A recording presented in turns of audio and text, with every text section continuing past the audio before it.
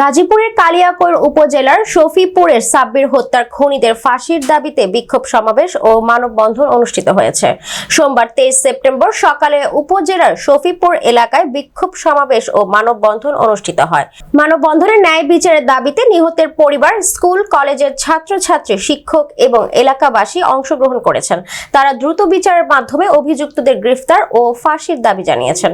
এই সময় বক্তব্য রাখেন শফিপুর আইডিয়াল স্কুল অ্যান্ড কলেজের শিক্ষক জাকির হোসেন, কেন্দ্রীয় গণ অধিকার পরিষদের যুগ্ম আহ্বায়ক আজাহার পাঠান, নিহত সাব্বিরের মা সুফিয়া খাতুন, নিহত সাব্বিরের বড় ভাই আবির হোসেন, সজীব সরকার প্রমুখ।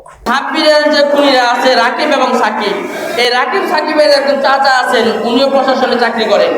উনি মূলত এই বিষয়টাকে ধামাচাপা দেওয়ার জন্য এতদিন ধরে এই প্রশাসনকে তিনি কলকাঠি নাড়িয়ে নাড়িয়ে এই বিচার ব্যবস্থাটাকে দেরি করে এই সাব্বিরের আমার বাচ্চার সাথে বিচার করে অতি তাড়াতাড়ি। আজ তো 15 দিন হয়ে গেছে, কি করে পুলিশ?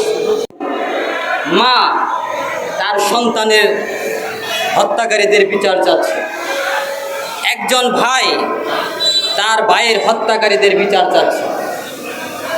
আজকে অন্তর্বর্তীকালীন সরকার ক্ষমতায় রয়েছেন, সেনাবাহিনীদেরকে নির্বাহী ক্ষমতা দেওয়া হয়েছে, পুলিশ প্রশাসনের কাছে এই খুনের মামলা রয়েছে, সিসি ফুটেজ রয়েছে এবং সাক্ষী রয়েছে, কিন্তু প্রশাসন তার নীরব ভূমিকা পালন করছে।